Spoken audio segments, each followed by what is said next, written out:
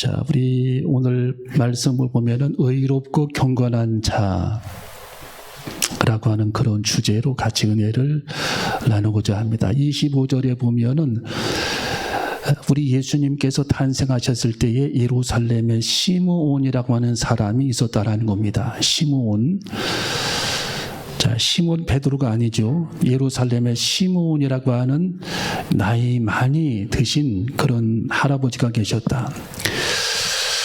이 사람이 의롭고 경건하여 이스라엘의 위로를 기다리는 자라고 성경은 기록하고 있습니다. 이 사람이 의롭고 경건했다. 이 사람은 뭐 했다고요? 의롭고 경건했다. 참 이 말씀을 우리가 읽어보면은 이 시므온이라는 사람의 평생의 그의 삶을 한 절로 하나님께서 성경이 기록해 놓으신 거거든요. 그의 삶을 한 구절로. 여러분의 인생을 하나님께서 한 구절로 표현하신다면 과연 뭐라고 표현할까? 우리의 삶의 비문에 우리들이 주님 나라 가고 비석에 여러분의 삶을 한 구절로 요약해 본다면 무엇이라고 요약할 수 있겠는가? 참 그것이 궁금하죠. 그것이 알고 싶다. 자, 뭐라고 우리의 인생을 한 구절로 표현했을까? 표현할 수 있을까? 이 시므온은 하나님께서 이 시므온을 평가하실 때에 의롭고 경건한 사람이었다. 의롭고 참 대단한 삶을 살았던 사람이죠. 의롭고 경건한 삶을 살았다. 이 사람이 경건한 삶을 살기가 참 이게 어떻게 보면은 쉬운 건 아니잖아요. 경건한 삶, 하루하루 거룩한 삶, 하루하루 경건한 삶을 살아가는 것이 이게 결코 쉬운 것이 아닙니다. 네, 늘 스스로를 채찍질하고 스스로 모난 부분을 말씀으로 쳐내고 깎아내고 기도하면서 영적으로 목아나 있는 그런 부분들을 잘라내고 마치 그 돌을 다듬는 사람이 층을 망치로 두들기면서 계속 그 돌을 잘라내면서 작품을 만들어 가듯이 우리도 하나님 앞에 영적으로 그런 작품이 되어야 할 텐데 하나님께서 정말 축복하실 만한 하나님께서 너는 참 의롭게 경건하다라고 하나님께서 말씀하실 만한 그런 작품이 되어줘야 할 텐데 라고 하는 그런 생각을 가져봅니다. 의롭고 경건했다. 제가 그 소크라테스의 그 책을 본인은 소크라테스라고 하는 사람은 책을 쓰지를 않았거든요. 하나도 한 권도. 다 그의 제자들이 썼습니다. 제자들이. 근데 그의 제자들이 그 소크라테스라고 하는 사람을 평가한 내용을 보면은 딱 한 구절이 이런 구절이 나와요. 신의 명령을 따라 행할 만큼 경건했다. 이야, 저는 그걸 보면서 그 한 구절이 굉장한 의미와 감동이 제게 왔었어요. 신의 명령을 따라 행할 만큼 경건하게 살았다. 그 당시에 그가 성경을 읽었을 리도 없고, 예. 그리고 뭐 예수님을 만난 적도 없지만 이 소크라테스는 천국에 대해서 얘기를 했고 머리가 얼마나 좋으면 그리고 경건한 삶을 살았고 그의 제자들이 그를 평가할 때에 신의 명령을 따라 행할 만큼 경건한 삶을 살았다. 그의 부인이 화가 나가지고 이 소크라테스가 아테네 시민들에게 연설하고 할 때 되면은 이 밖에서에다 물을 떠서 와가지고 제자들이 보는 앞에서 그의 머리에다 끼얹었거든요. 자주. 그래도 한 번 화를 내지 않았던 사람이 소크라테스였었어요. 예. 그러면서 제자들에게 민망하니까 늘 천둥이 치면 비가 오는 법이다. 물바켓을 뒤집어 쓰고 천둥이 치면 비가 오지 않냐. 그런 얘기를 하면서 제자들에게 그들을 다독였습니다. 오히려 참 그 경건한 삶을 살았던 사람이죠. 그런데 여기 오늘 성경에 나오는 시므온도 의롭고 경건했다. 하나님 앞에 의롭고 경건한 삶을 살았다라고 성경은 기록하고 있습니다. 여러분, 의로운 사람이 지옥 갈 사람이 아무도 없죠. 경건한 사람이 지옥 갈 리는 만무하죠. 우리는 하나님 앞에 의롭고 경건한 삶을 살았던 이 시므온을 우리 인생의 영적인 경쟁자로 생각하고 항상 그분과 영적으로 경쟁하고 우리 신앙의 모델로 정하고 경쟁할 만한 가치가 있는 사람이라는 사실을 깨닫고 시므온은 우리의 영적인 경쟁자처럼 생각하면서 우리도 의롭고 하나님 앞에 경건한 그런 삶을 살아갈 수 있는 저와 여러분이 되어줘야 할 줄로 믿습니다. 또 여러분이 시므온은 어떤 사람이었느냐? 이스라엘의 위로를 기다리는 자라고 성경은 기록하고 있습니다. 자, 거기 25절을 읽어봅니다. 자, 시작. 예루살렘에 시므온이라는 사람이 있으니 이 사람이 의롭고 경건하여 이스라엘의 위로를 기다리는 자라. 이스라엘의 위로를 기다리는 자라고 하는 의미는 예수님을 기다리는 자라는 뜻입니다. 예수님. 여러분, 예수님은 위로자입니다. 위로자. 네. 위로자.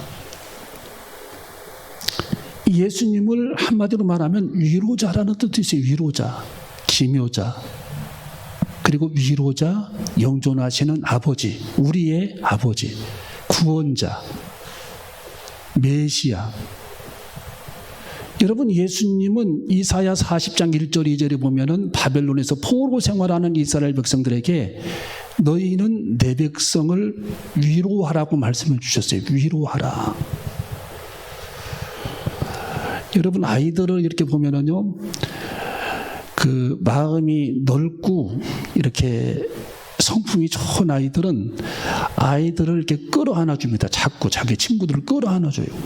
근데 어떤 아이는 자꾸만 안기려고 합니다. 안기려고. 어떤 아이들은 끌어안으려고 하는데 어떤 아이는 자꾸만 안아달라고 안기려고 합니다. 그 성향이 있어요. 어른들도 마찬가지입니다.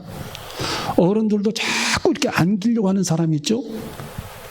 여러분은 어떤 성향인가요? 나는 다른 사람들을 안아주고 도닥도닥 해주는 사람인가? 아니면 나는 자꾸 안기려고 하는 사람인가? 두 가지 형태의 사람들이 존재하는 거예요. 여러분, 우리는 마음을 넓혀서 사람들을 안아줘야 됩니다. 쉽게 말하면 그들을 도닥도닥 해주고 위로하는 그런 위로자가 되라는 뜻이에요. 위로자. 예. 위로자. 우리의 마음을 넓혀야 합니다. 그 위로자가 되려면 상대방을 불쌍히 여기는 마음을 가져야 합니다. 이것 예수님의 마음이에요. 예수님의 마음은 사람을 긍휼히 여기고 불쌍히 여기는 마음이 예수님의 마음입니다. 그 예수님의 마음을 가질 때에 사람들을 우리가 안아줄 수 있고 그들을 도닥도닥 해줄 수 있고 그들을 끌어안을 수 있고 그들을 포용할 수가 있고 그들을 이해할 수가 있다라는 거예요. 누가 나 오늘 위로해 주지 않나? 누가 나 오늘 만나서 나를 위로해 주지 않을까? 이런 생각을 우리는 갖기보다는 내가 오늘 누구를 위로해 줄까? 이사야 40장 1절 2절에 기록되어 있듯이 하나님은 내 백성을 위로하라. 지금 바벨론에서 포로 생활하는 많은 이스라엘 백성들이 땀을 흘리면서 채찍에 맞으면서 고통을 당하고 그들이 벽돌을 찍어내고 고민 가운데 있는데 그들은 곧 해방될 것이지만 내 백성을 위로해야 된다. 내 백성을 위로하라. 여러분, 우리는 우리 가까이 있는 사람들 여러분이 위로해야 됩니다. 위로자가 되어줘야 할 줄로 믿습니다. 위로받기보다는 위로해주는 사람이 되어줘야 합니다. 위로해주는 사람. 여러분, 사람들을 다 우리들이 만나보면 다 외롭다, 쓸쓸하다, 허무하다, 힘들다 다 그런 얘기 하잖아요. 네. 그런 얘기하면 누가 그런 사람들을 위로해주고 누가 그런 사람들을 끌어안아 주겠습니까? 우리 주님은 네가 너 자신이 사람들을 만나는 모든 사람들을 위로해주고 끌어안아주고 그들을 도닥거려주고 그들에게 용기를 주는 위로자가 되라고 말씀해주고 위로자. 여러분, 예수님은 위로자입니다. 주님의 위로를 우리는 본받아야 할 줄로 믿습니다. 주님은 위로자예요. 여러분, 우리 가까이 있는 모든 사람들부터 우리는 그들을 위로해야 합니다. 다 위로해야 돼요. 예. 위로하는 것이 돈 들어가는 것도 아닙니다. 물론 가진 걸로 위로할 수 있죠.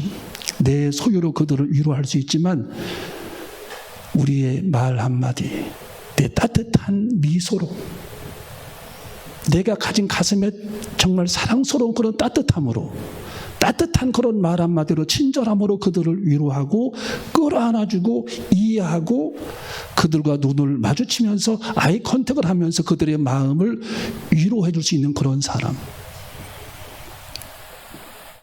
제가 얼마 전에 전화를 누구에게 뭘 물어보려고 전화 한 통을 했는데, 원래 성향이 그런지 모르겠지만 전화 끊고 난 다음에 굉장히 제가 기분이 불쾌했어요.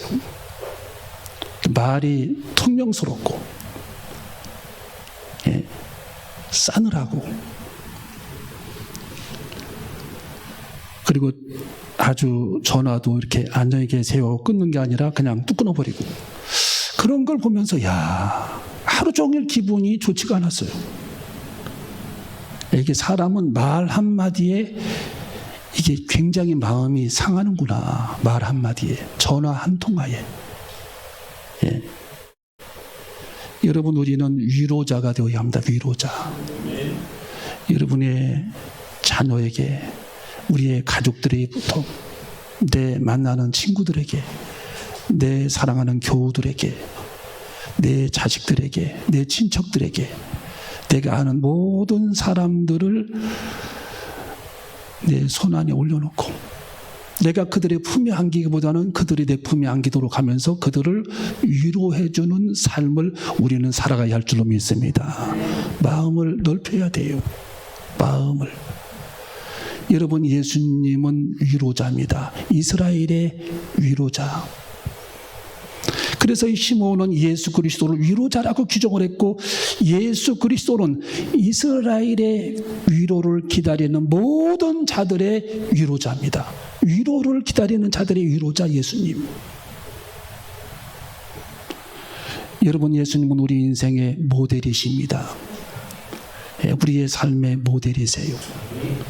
그래서 우리는 오늘부터 누구에게 이렇게 위로받고 싶다, 위로받고 싶다, 이것보다는 내가 이 사람을 위로해주고 싶다, 이 사람을 위로하자, 최선을 다해서 위로해주자, 그런 넓은 마음, 좀 성숙한 그런 믿음, 믿음의 폭이 좀 커지는 그런 믿음, 내 마음의 폭을 넓혀서 그들을 끌어안고 이해해주고 위로해줄 수 있는 그런 마음의 여백, 여유, 우리는 그런 위로자가 되어줘야 할 줄로 믿습니다. 오늘 여기 26절의 말씀을 마지막으로 읽어봅니다. 26절. 자, 시작. 저가 주의 그리스도를 보기 전에 죽지 아니하리라는 성령의 지시를 받았더니. 아멘. 자, 여기 성령의 지시가 나오고 성령의 감동이 나오는데, 자, 27절을 한번 읽어봅니다. 시작. 성령의 감동으로 성령의 결함에 맡으신 분과 그 아기 예수를 데리고 오는지라. 아멘. 자, 성령의 지시를 받고 그리스도를 보기 전에 그리스도를 보기 전에 어린 아기로 오실 예수 그리스도를 보기 전에 죽지 아니하리라 하는 성령의 지시를 받고 27절에 성령의 감동으로 성전에 들어가며. 여러분, 성령님께서 우리들의 마음을 조명해 주시면 사람이 깨달음이 생겨요. 깨달음. 성령님이 조명을 해 주시면, 여러분이 오늘 어떤 저녁에 잠들려고 하는데 막 뭔가 깨달으세요. 그러니까 성령님께서 여러분의 마음을 이렇게 세포가 분열하듯이 여러분에게 조명해 주십니다. 눈을 깜빡깜빡 눈을 열어주신다라는 거예요. 영안의 눈을, 영적인 진보를. 그래서 사람은 날마다 이렇게 신앙이 영적으로 성령의 지시를 받는 사람들은 이렇게 진보합니다. 날마다 눈이 계속 열리는 거예요. 예. 사도 바울이 예수 그리스도를 만나고 율법주의자에서 복음주의자로 눈이 열렸잖아요. 눈이 멀어버리고 거의 눈꺼풀이 떨어지면서 눈이 다시 열립니다. 사도 바울이. 예. 그 형태, 그 상황. 처음에는 이 사도 바울이 율법주의자였어요. 유대주의자. 다메섹에서 예수 그리스도를 만나고 그는 눈이 멀어버리죠. 3일 후에 그의 눈이 다시금 열리기 시작하는데 비늘이 떨어지면서 눈이 열려 주님을 다시 보게 됩니다. 모세의 하나님이 아니라 메시아, 구원의 하나님을 그가 깨닫게 되는 거예요. 예. 모세를 통해 율법을 주셨지만 예수 그리스도를 통해 복음을 주셨고 그 복음은 우리들이 구원받는 하나님 나라로 갈 수 있는 그 길을 사도 바울이 눈꺼풀이 열리면서 깨닫게 됐다라는 거예요. 다시 새로운 세계를 보게 된 겁니다. 여러분, 우리도 우리 눈이 복음의 눈으로 열려져야 할 줄로 믿습니다. 그동안 율법적인 눈에 갇혀서 정죄하고 잣대로 재고 판단하고 이런 삶을 살았다면 이제는 이해하고 받아들이고 덮고 용서하는 복음의 눈이 열려져야 할 줄로 믿습니다. 그래서 이게 분기점이에요. 우리 눈이 복음의 눈이 열려져야 합니다. 복음의 눈이 열린 사람들은 사랑을 하게 되고 불쌍히 여기게 되고 덮어주게 됩니다. 이해하게 되고 행복하게 되고 천성을 바라보게 되고 예수 그리스도를 바라보게 되고 십자가의 비밀을 알게 되고 성령을 받았기 때문에 성령의 지시를 받아 인생을 살게 되는 것입니다. 복음의 비밀을 깨달은 사람들입니다. 우리 눈이 열려져야 할 줄로 믿습니다. 오늘 복음의 문이 활짝 열려져서 날마다 성령의 조명을 받고 성령의 감동을 따라 살아가는 우리들의 삶이 되어져야 할 줄로 믿습니다. 여러분, 성령은 우리들이 배고픔을 느낄 때에도 그 배고픔에 사실은 감동이잖아요. 배부름도 사실은 감동입니다. 우리 몸의 감동. 배불러 배고파 감동. 여러분, 성령의 감동을 받는 사람들은요 못 견뎌요. 꼭 주님의 일을 해야 되고 꼭 그 일을 내가 내 손으로 하고 싶어 하고 꼭 주님의 일을, 하나님의 일을 내가 하고 싶어 하고, 이 성령의 감동을 받는 사람들은 견딜 수 없는 그런 충동, 이 성령의 감동이 있는 거예요. 내가 저 사람에게 뭘 줄까? 늘 그런 감동을 받고, 어떻게 내가 오늘 하나님을 기쁘시게 할까? 늘 그런 감동. 거기에 젖어 살아가는 사람들이 성령의 감동을 따라 살아가는 사람들. 이미 성령님 여러분에게 와 계십니다. 이제 우리는 내 속에 성령님께서 와 계시기 때문에 성령님께서 오늘 내 삶의 방향을 어떻게 잡아주시는가? 어떻게 내 삶을 인도하시는가?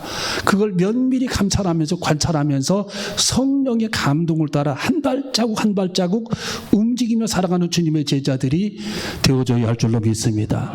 여러분, 초대교회 교인들은요 신앙생활하는 게 기뻤어요. 왜? 늘 그들은 성령과 함께 했어요. 떡 한 조각 있어도 이 떡을 누구로 줄까? 이웃집에 싸들고 가고,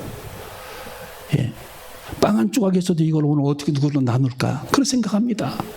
누구로 줄까? 그게 기쁨이었어요. 그들의 기쁨. 모이기에 힘쓰고 떡을 떼기에 힘쓰고 찬송을 부르며 기도에 힘쓰며, 그리고 기뻐하면서 자기 것으로 욕심을 내지 아니하고 성령에 충만해서 늘 기뻐했던 그런 초대교회 교인들은 성령님과 함께했기 때문에 성령 하나님을 주시는 기쁨 속에 젖어 살아가는 나날이 그들의 삶 속에 펼쳐졌던 초대교회 교인들. 우리도 그렇게 우리의 영안의 눈이 열려 성령님과 함께하고 내 속에서 내게 내 마음을 늘 충동질하는, 거룩한 충동질하는 성령의 충동을 느끼면서 날마다 성령의 감동을 받아 조그마한 일 하나라도 베풀고 돕고 베풀고 도우면서 나눠주면서 같이 기쁨을 나누면서 그렇게 생활하는, 성령의 감동으로 생활하는 우리 모두가 되어줘야 할 줄로 믿습니다. 여러분, 이 시몬은 성령의 감동으로 성전에 들어갔는데, 우리가 성령의 감동을 받으면 항상 좋은 일이 있어요. 어린 아기로 오신 예수 그리스도를 성전에서 딱 만나게 되는 겁니다. 이 시메온 성자가, 시몬이 자, 거기 마지막 읽고 마치겠습니다. 28절. 자, 우리 성령의 감동은 늘 좋은 일이 있어요. 축복이 있습니다. 은혜가 있어요. 그 뒤에. 자, 28절을 읽어봅니다. 시작. 시몬이 아기를 안고 하나님을 찬송하여 가로되 주제여 이제는 말씀하시는 대로 종을 평안히 놓아주시는도다. 자, 어린 아기로 오신 예수 그리스도를 품에 안아보는 그런 축복을 성전에서 딱 마주친 겁니다. 네. 마리아와 요셉이 성전에 아기를 안고 돌아왔을 때, 예수님을 안고 돌아왔을 때에 그 탄생한 어린 아기 예수를 품에 안아보고 하나님 앞에 죽기 전에 마지막 기도를 드리는 그런 장면을 생각해 보세요. 그 타이밍을 하나님이 딱 맞추도록 했다. 타이밍. 네. 여러분, 모세가 걸어가고 아론이 걸어갔을 때 둘이 딱 길에서 만나잖아요. 그게 타이밍, 하나님께서 그렇게 하시는 거예요. 하나님이. 예. 하나님이 엘리에셀이 우물가에서 리브가를 딱 만나는 그 타이밍, 하나님이 하시는 겁니다. 하나님. 예. 그 1분 1초도 하나님은 어김이 없어요. 하나님이 하시고자 하는 일은. 여러분, 그래서 우리는 주님이 하시도록 늘 성령에 젖어서 우리 성령님께서 일하시도록 그렇게 하나님 앞에 기도하면서 성령의 감동으로 살아갈 때에 우리 하나님은 1분 1초도 형통케 그 길을 인도하시고 하나님께서 만나게 하시고 일을 이루게 하시고 하나님이 형통케 하시고 하나님께서 낭패를 보지 않게 하시고 그 일을 성취케 하시는 우리 하나님의 타이밍, 1초도 틀리지 않는 하나님의 그 타이밍, 그 하나님의 손길도 우리도 경험해야 할 줄로 믿습니다. 기도하시겠습니다.